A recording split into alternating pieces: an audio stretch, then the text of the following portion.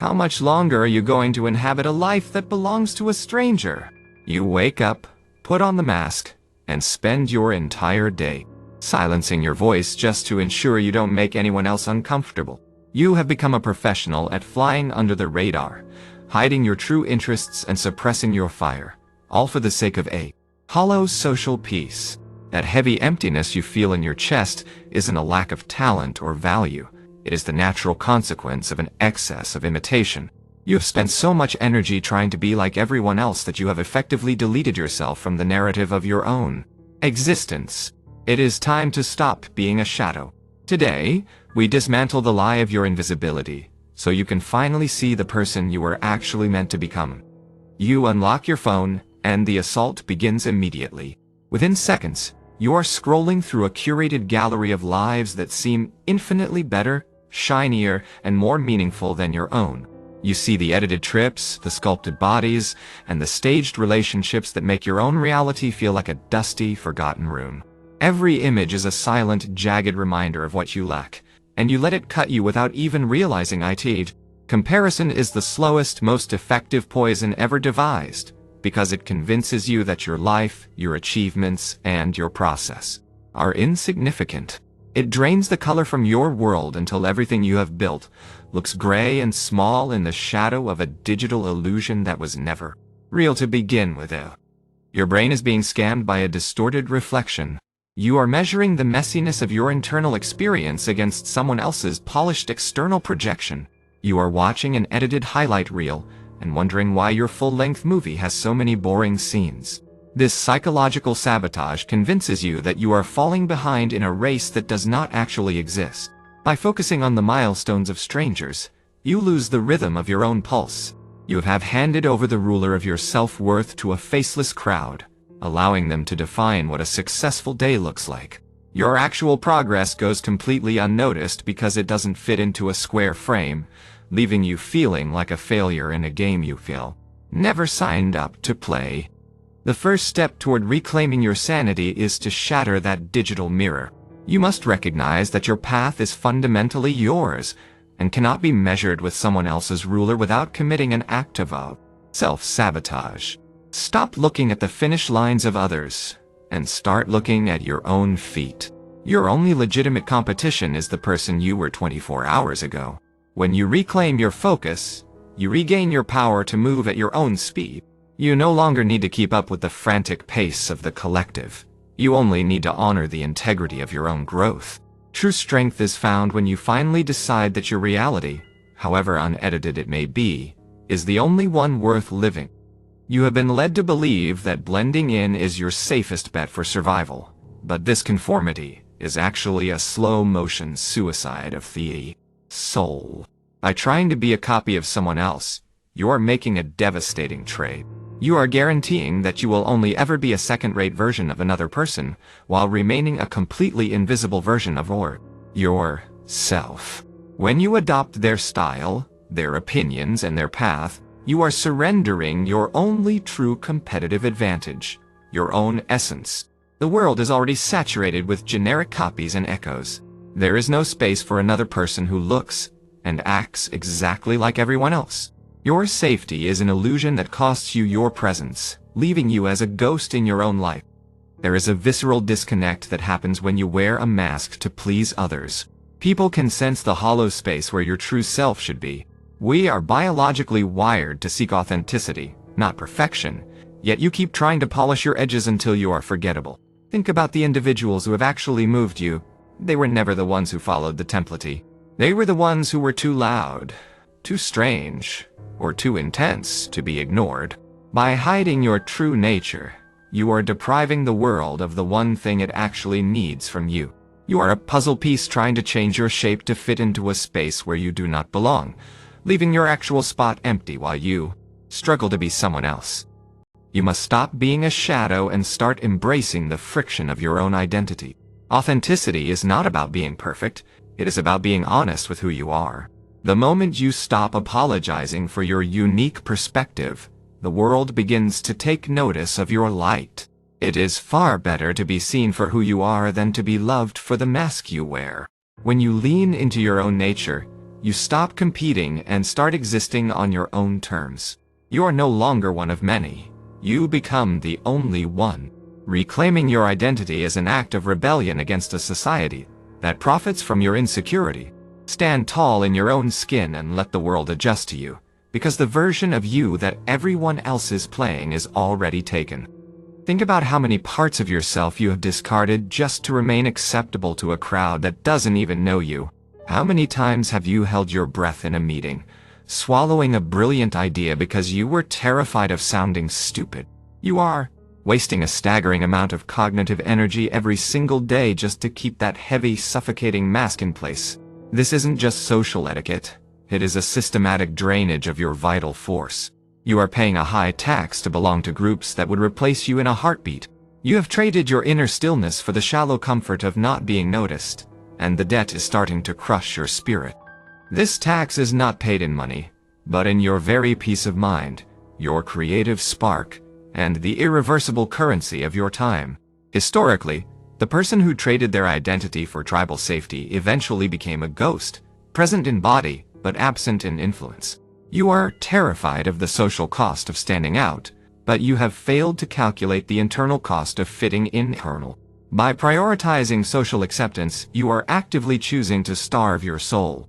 Every time you say yes when your spirit screams no, you are reinforcing a prison of your own making, proving to yourself that the opinions of others are more valuable than your own existence.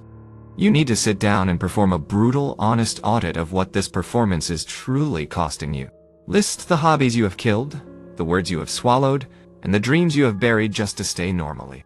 When you see the total sum of your sacrifice, it should scare you enough to finally walk away from the bargaining table.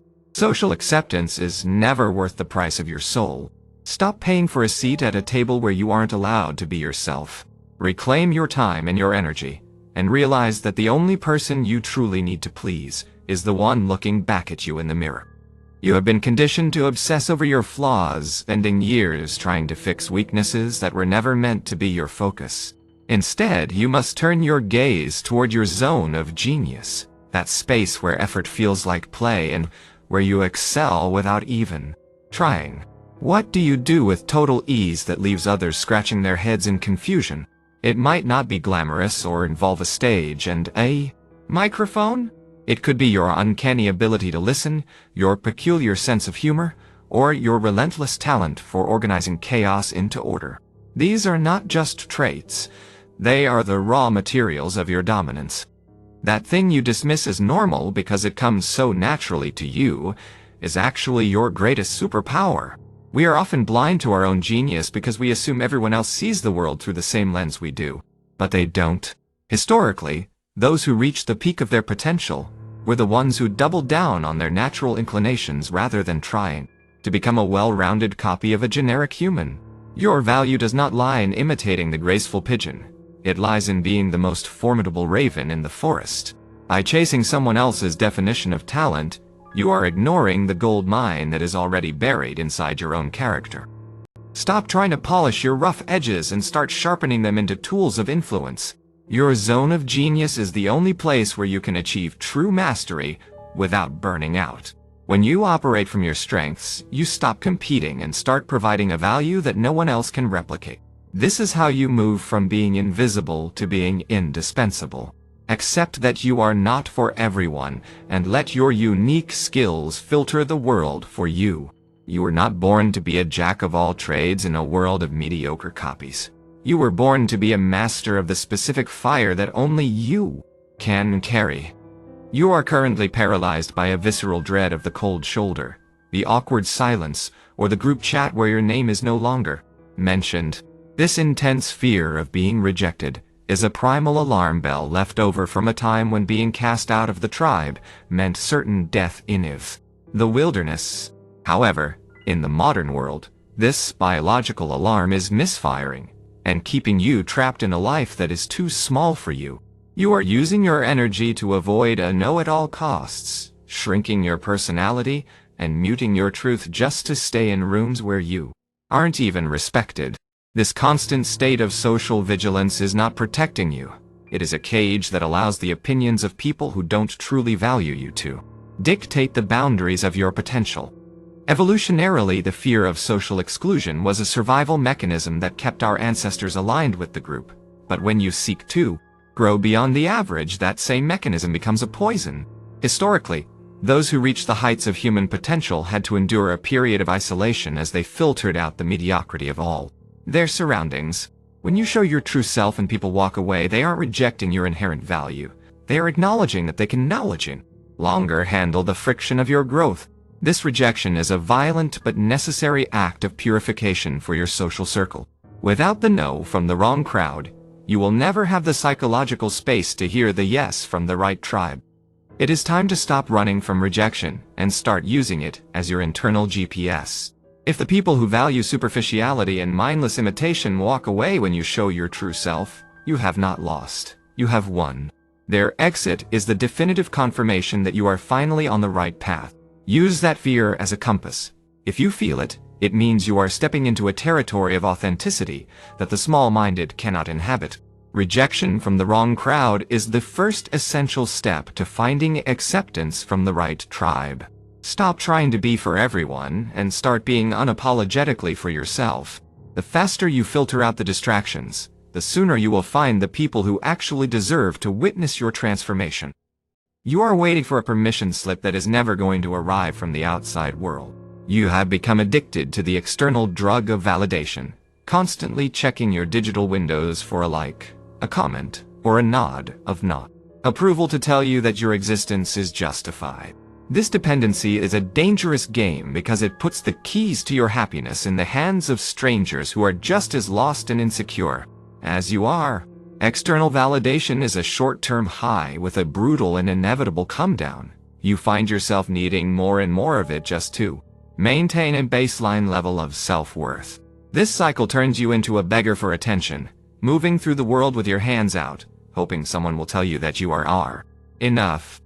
Throughout history, those who waited for the world to recognize them before they acted remained forever in the shadows. The human brain is naturally wired to seek status within the group, but true psychological dominance comes from the ability to bypass the need for external cheers.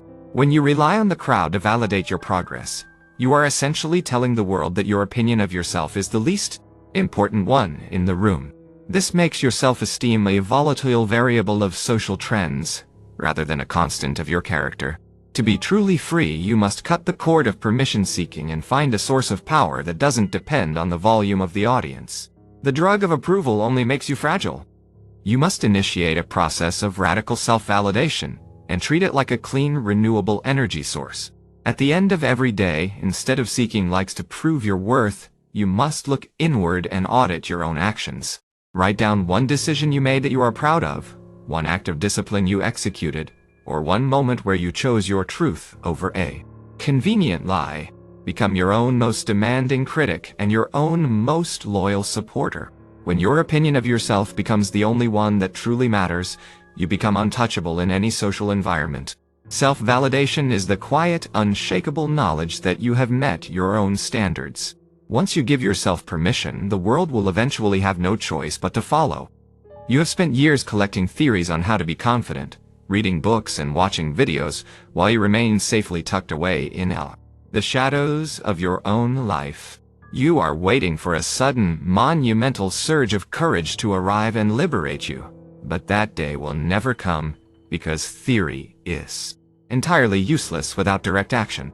The cage you live in is constructed from the small yeses you gave when you meant no, and the moments you stayed silent to avoid a scene.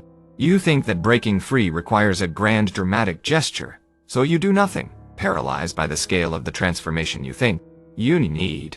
This stagnation is a slow death that convinces your brain that your fear is more real than your potential, keeping the lock firmly turned.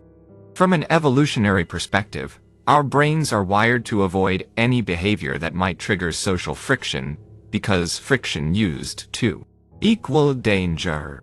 However, every time you choose to hide your true interests or fly under the radar, you are reinforcing a neural pathway that labels authenticity as a threat. Historically, true independence was never won in a single battle. It was the result of 1,000 small skirmishes where they individually refused to yield. A small act of bravery today serves to reprogram your brain by providing visceral proof that the world does not end when you stand your ground. By taking one tiny step, you are teaching your nervous system that being authentic is not only survivable, but is actually the only way to feel truly alive. You must execute a micro act of authenticity today to prove to yourself that the cage door is actually unlocked. It can be as simple as posting a photo you genuinely love, but isn't perfect, recommending a book you enjoy, even if nobody else gets it, or saying no to a plan you dislike without offering 1,000 excuses. This one small act of bravery is a direct message to your subconscious. Your opinion of yourself finally matters more than theirs. Do not wait until you feel ready. Do it while your heart is racing and your hands are shaking. This single act proves that being yourself is liberating and possible.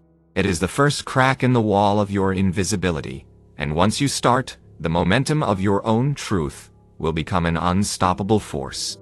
You are desperately waiting for someone to discover your hidden value and give you the respect you feel you deserve, but you are looking in the wrong direction. The world does not grant respect to those who beg for it. It only echoes the respect you already have for yourself. If you walk through life constantly apologizing for existing, shrinking your body to take up less space, and doubting every decision you make, you are essentially training the world to treat you as a nuisance. You cannot expect others to take you seriously when you don't take yourself seriously. People do not see the invisible version of you that you keep hidden in your mind. They only see the version you present through your presence, actions, and your boundaries. This is the great paradox of recognition. People only notice the light that is already switched on within you. The world is a psychological mirror that reflects your internal valuation back at you with brutal accuracy. Throughout history, the individuals who were most respected were not those who sought approval, but those who acted as if their value was an objective, unshakable fact. If you treat your own time as worthless, others will waste it.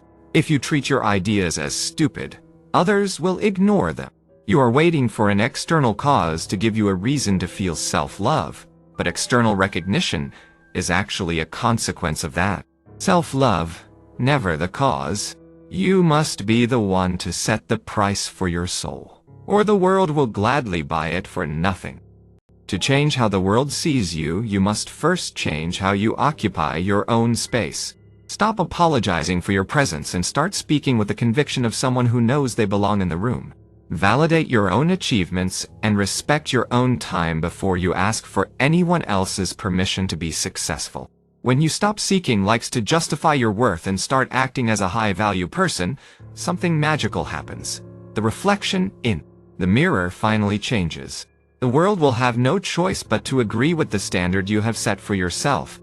You are the architect of your own reputation, and it begins with the radical decision to see your own value until it becomes undeniable to everyone around you.